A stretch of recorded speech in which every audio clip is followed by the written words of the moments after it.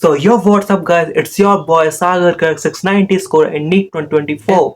So पहले last video की बात करते हैं। लास्ट वीडियो में आपको बताया था कि मेरे टैक्टिक्स क्या थे, मेरे वीपन्स क्या थे, फिजिक्स में मैं कौन कौन सी मॉड्यूल्स, कौन कौन से पुस्तकें यूज करता था। उसमें से मैंने मेनली एररलेस और आकाश के मॉड्यूल्स पर फोकस करा था। उसमें से भी मैंने एररलेस को फोकस करा था, पर उसमें मैंने ये नहीं बताया था कि आपको फिजिक्स के क्वेश्चन सॉल्व कैसे करने हैं। तो आज उसी पे ही चर्चा करेंगे। सबसे पहले जो आपको क्लास में जो भी टॉपिक पढ़ाया है, आपको घर पे आके उस टॉपिक को अपने नोट से सिंक कर लेना है, उसको ढंग से याद कर लेना है, फॉर्मूले वगैरह पढ़ लेने हैं और शॉर्ट नोट्स वगैरह बना लेने हैं।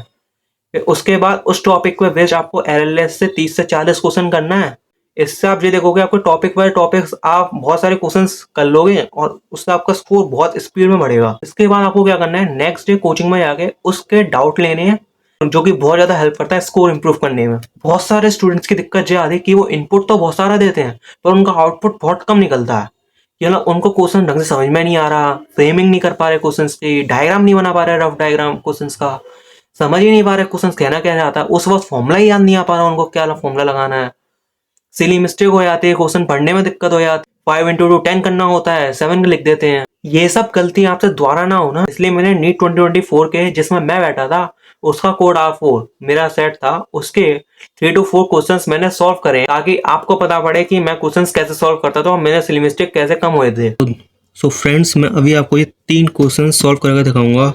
सो फर्स्ट क्वेश्चन की बात करते हैं। उसमें दे रखा moment of inertia of the thin rod. एक रॉड दे रखी है passing through the centre perpendicular to the rod is इतना। तो इसका इनर्सी कितना होता है? इनर्सी दे रखा है, लेंथ निकालनी है, मास दे रखा है। तो इसका इनर्सी होता है ml² और इसका दे रखा है 2400। देखो मैं इसको ग्राम सेंटीमीटर में रहने दे रहा हूँ क्योंकि आंसर भी सेंटीमीटर में है, तो ज़्यादा दिमाग लगाने की जरूरत नहीं पड़ेगी। मास दे रखा है 400 एंड 2 में लेंथ का स्क्वायर अपॉन 12। ये 400 है तो 4 3 चले जाएगा और 12 100 से 100 का 24 इंटू 3 अंडर रूट में एल का स्क्वायर अंडर रूट चले गया, जो हो जाएगा 72 का अंडर रूट। 72 का अंडर रूट 8 से ज़्यादा होगा, एक ही ऑप्शन है।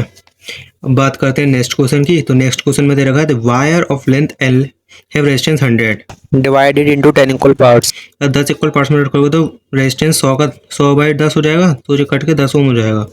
ठीक है, इस connected in series, first 5 parts connected in series well next 5 parts connected in parallel. मतलब पहले 5 पार्ट्स को सीरीज में लगा दिया, मतलब 5 इंटू 10 तो 50 हो गया। और next 5 parts connected in parallel, जब पैरेलल में लगाएगा 5 पार्ट्स को तो 10/2 10/5 हो जाएगा, तो कितना आ जाएगा 2 हो जाएगा। और उसने क्या बोला, two combinations connected in series, इन दोनों को सीरीज में लगाएगा तो 50 + 2 हो जाएगा, जो कि 52 हो जाएगा। तो 52 इज राइट आंसर। तो ये पूरा ब्लर चले गया था मेरे ख्याल से अभी, तो इसको एक बार और एक्सप्लेन कर देता हूँ। एक वायर दे रखा है जिसकी लेंथ एल है, रेजिस्टेंस 100 ओम है, is divided into 10 equal parts. तो एक वायर था, लेंथ एल थी, 10 इक्वल पार्ट्स में डिवाइड करा है, तो अगर रेजिस्टेंस भी 10 इक्वल पार्ट्स में डिवाइड हो जाएगा तो 100 का 10 हर केस में चले जाएगा। उसने बोला पहले 5 पार्ट्स को सीरीज में लगा दिया, तो पहले 5 पार्ट्स को सीरीज में लगा देगा तो 10 से इंटू हो जाएगा, 10 से इंटू हो जाएगा। 10 से इंटू करने के लिए अपन क्या करेंगे, 5 इंटू 10 50 आ गया। और उसने क्या बोला, नेक्स्ट 5 पार्ट्स को पैरेलल में लगा दिया, मतलब 10 से 5 को डिवाइड मार देंगे, तो 5 को डिवाइड मारेंगे तो 2 बचेगा, 2 बचेगा। और इन दोनों को उसने बोला सीरीज में लगा दिया तो दोनों को जोड़ देंगे 52 आएगा। ब्लर हो गया था इसलिए फिर से एक्सप्लेन कराया मैंने। अब बात करते हैं थर्ड क्वेश्चन की। इसमें देखा है mass of the bob in a simple pendulum is increase to thrice of its original, मतलब जो मास है और जो मास है, तो ये 3m हो गया और इट्स लेंथ बिकम हाफ। उसकी लेंथ कितनी हो गई, half. New time period is x/2, new time period of oscillation is x/2 times of its original then value of x6। तो इसने अच्छा क्वेश्चन पूछा कि t, और जो t दे रखा है जी x/2 हो गया, इसको लिखेंगे t/, under root l, length twice half हो गई थी, और जी यहाँ पे लिखेंगे 2 अंडर रूट में l/g इंटू में x/2।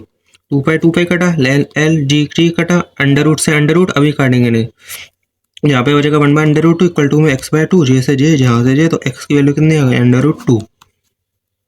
तो आंसर जो हो गया। 3 क्वेश्चन से 3 चीज ये समझ में आती है कि जब भी क्वेश्चन करो तो सबसे पहले सारे इंपॉर्टेंट पॉइंट को अंडरलाइन करना है, डायग्राम बनाना है, फॉर्मूला लिखना है, फिर सॉल्व करना है। तो वीडियो देखकर आपको पता लग गया होगा कि मैं क्वेश्चंस मेनली कैसे सॉल्व करता था। उससे आपको 3 पॉइंट पता पड़ गए होंगे कि सबसे पहले आपको एक रफ डायग्राम बना लेना है, क्वेश्चंस में जो भी इंपॉर्टेंट पॉइंट उनकी अंडरलाइन कर देनी है। पॉइंट सबसे ज्यादा इंपॉर्टेंट, क्वेश्चन पढ़ते ही फॉर्मूला याद आ जाना चाहिए, तो उनको फॉर्मूले इतने अच्छे से याद। अगर ये 3 पॉइंट तुम्हारे क्लियर हैं तो तुम्हारे 180 आने से कोई नहीं रोक सकता। So that's all for today video, next video coming soon. तब तक के लिए ओके बाय।